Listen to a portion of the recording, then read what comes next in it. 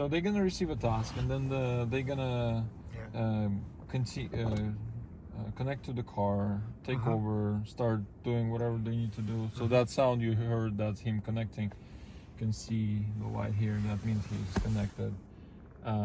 Yeah, and when he's ready, he's gonna look around, see everything's fine. Do you talk to the person then, or how is that? You can. Or do they tell you what they're doing? And they're not telling. Okay, so the system is telling them what to do, and we can talk to them, or it's up to us. We can enable audio, or they can enable audio, and we can talk. Okay. And the time lag, what is this critical? Latency. Latency, yes, that's what I The mean. most popular question, latency. Also, maybe not. Sorry, I'm boring, I know. The latency is relative to where the car and the driver. It depends. Like there are very low latencies when we drive, like from California to California. From Europe, it's a higher latency, but it's good enough for get on the highway and drive like 80 miles per hour. So okay. Maybe not 200 kilometers per hour. We didn't test that. We actually went to what was that? That's Laguna Seca, and our ability to test the limits in terms of speed was not the teleoperation system. It was the car, because the car heavily understeers, and when you're trying to drive a Prius around the track, it doesn't want to comply. Let's say that driver now in Poland, how does he know the rules in the US? Did you train them before about all of that? They were taught that. They were basically taught the same way if they were like doing new driver license, right? Yeah. So they would see the speed that the car has, and they would know what speed limit is here at the moment valid. They see the signs, but they also have information coming digital information from the street, from the car, and from the maps. So from it's the like maps, all sources telling them, and also they have like a turn-by-turn navigation, so they're just following the same way you would drive sitting here, or I would drive. They drive from there, like just following direction. How would I communicate with them? Let's say I feel uncomfortable, want to stop. How would I do that? I don't want to tell you how, because you would not, kidding.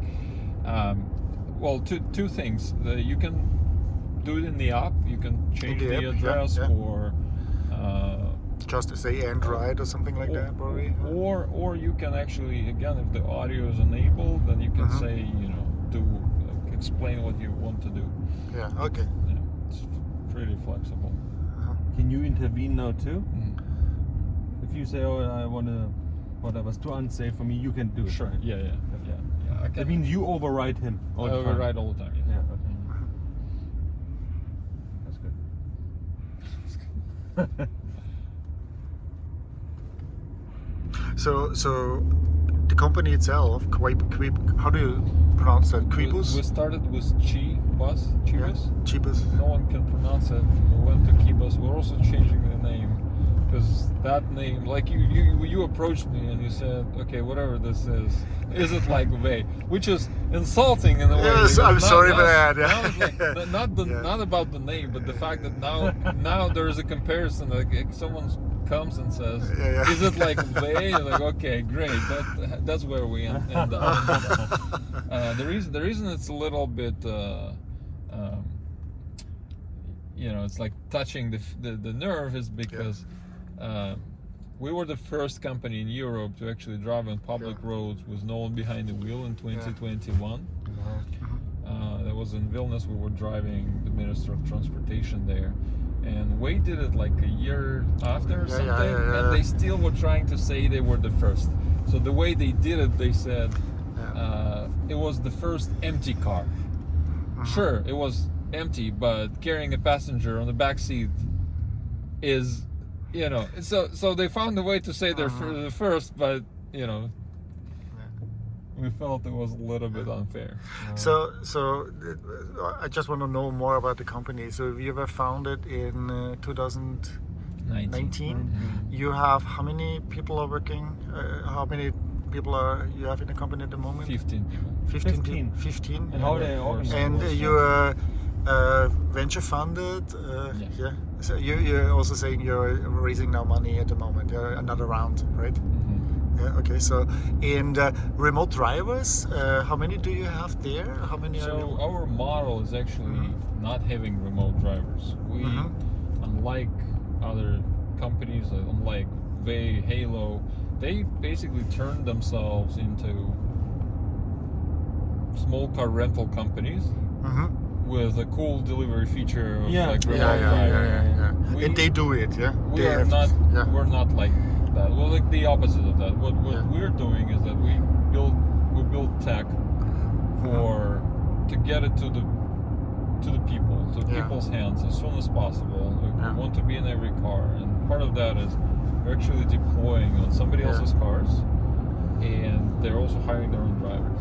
Yeah. So we just provide tech. So how much would it cost to equip cars now with your technology? What is your aim to reach so that like a rental car company can then equip all their cars with that? And so at scale, when we partner and you tell us how to manufacture everything, not what we're manufacturing right now, I think it's gonna cost about $1,500. Wow, that's not bad. Right now it's $3. Yeah. But it's gonna get cheaper, and it's my understanding no one can really match that so far. So yeah. how does it feel? Good. Yeah, boring, huh? Well, that's how it's supposed to be. Yeah, we don't want to get out here totally sweaty and with wide eyes. Right? We survived it now. It has to be boring. So like I set the destination somewhere there. So what I'm going to do, like I go back to the app And change it, right? and change and say okay, like active tasks, edit and like Get us back. get us back. So we copy this address. Copy.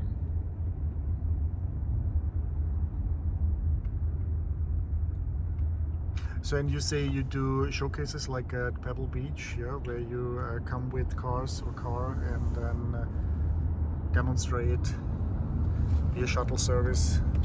Yeah, we in 2023 August, we partner with them to provide shuttle services, driverless rides for VIP guests. So we were looping all day long, doing driverless rides. It was just a part of public road with a lot of pedestrian vehicle traffic regulations, like regulators, police, everybody. It was a lot of it was a pretty hectic environment. It was also tough because the connectivity is poor there from the start, and then when 45,000 people show up in one day, it becomes even more challenging. Yeah. So that was a great experience, very successful, and And who would use that app, right? When you say you want to bring it to like a rental agency or whatever, like the end consumer, or who is using that app in future? so from this app you can actually control a car that is retrofitted. Yeah. No matter what your use case is. Okay. Like right now we give the apps like that, and like web interfaces and whatever fits the need of the customer to those entities managing their fleets, and basically they're controlling their cars with the interface. Okay. But you can use it, like if it's in your car, you can say You okay, can- go. Okay. So it's not the high speed section of the highway, but you can see you're doing like 50 miles per hour, and it's all doable. It's your own invisible chauffeur, kind of, right? Yeah. It's when it's what I wish I had when I didn't have an ability to drive those cars. Yeah. And I can sit on the back and can bring me to a grocery store and I can spend my time. For the disabled, that is a good use case too, right? That's my sort of internal motivation. Yeah, for it, it's right? great. Elderly people too. Like Yes. we just as people who own cars and drive cars, we need that sometimes, maybe, but for some people need it all the time. 'Cause they're dependent. Mobility is like you're able to socialize. If you can't go to your friends, you know, if you're elderly, if you're handicapped, or if you wanna drink, then you have no social life. You're basically disconnected from people. So that, exactly. and if you can bring them a solution where they don't have to drive themselves, that's always. Do they also hear the audio from outside, so that the remote drivers? Both inside and outside.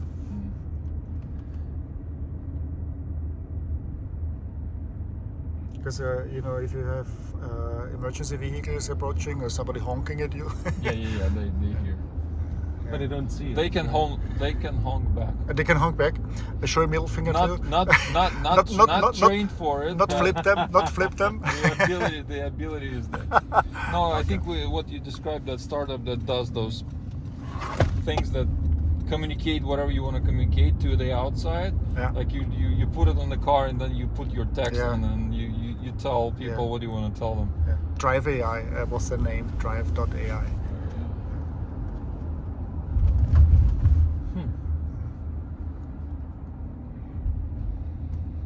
That's pretty cool and pretty smooth.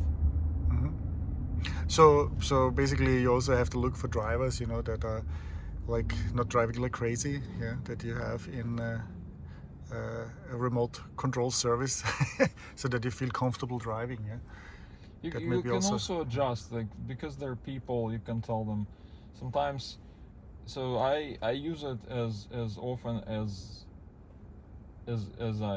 I can, because I'm sort of when I'm not driving or driving, like I want to test it. So sometimes I'm in a rush, and I would tell them I'm in a rush. Please drive more aggressively, and they do. When they're doing demos, they're more like, okay, slow down, be careful, don't scare people. Some people, it takes like me to convince them to get on the car. They're like, no, I'm scared, I'm not gonna get. It's not like a lot of them. Not all people are necessarily ready for that experience. So like during demos, we're like more cautious and slow. But let me ask you another question. Like you talked about a technology you in future can sell for $1,500 to OEM, for example, right? That's the technology piece of it. But you always need someone who operates the technology. How do you finance those? That's where we position ourselves as a platform. Okay. So that our customers are hiring drivers. Okay. And they drive for themselves, but there also will be some availability. They have to pay then. They can use the driving force. So it's like Uber basically. There are drivers and there are cars, and you match them, and they can be connected to one another. I mean, this would be like a future Uber, that the Uber driver is in no need to own a car. Right? Yes. Okay. It means everyone could be an Uber driver from home. Anywhere in the world. Anywhere in the world. That's a reality today. That's pretty cool. It also means you basically could jump on such a platform whenever you want, and then take care of the baby when you're home, and then not accept the call, or just when you have a half an hour, you just take such a job. I think that gamers might be some of those people, like sim race gamers. They should be like really good at driving, and I think like this folks, maybe in the spare time or maybe between the games, or they wanna like make a buck, they can jump and connect and drive someone and then stay home, not even like leaving home.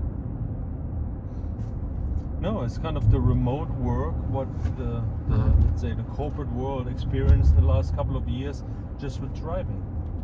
You will be able now to navigate a car from home. know, in the past you had to go to the office to go to a meeting. In the past you had to sit in the car to drive it, and now you can actually. I like that analogy. Yeah. Right.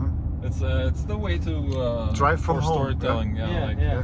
I like that. Yeah, you had to go to an office, now you don't. Like you Yeah. had to go to the car to drive, Now you now you don't. don't. Yeah. That's nice. I like that. And theoretically, you could also go and say, okay, these cars could be now really having no steering wheel anymore. I'm just doing it, yeah. I think there's this beauty in the concept of you can actually still use it as a normal car. Because there are so many cars in the world and they just sit and do nothing. If we can utilize, we can retrofit existing cars. We don't need like a special purpose-built vehicle. And because of that, I think there's another aspect of it. It's like more sustainable too. Yeah. No, you're right. I agree. Because every car could now making money, right, for someone. Yeah, that's what I'm hoping for, that I can send my Tesla off working for me. I mean, that was the promise. Well, that's what Elon.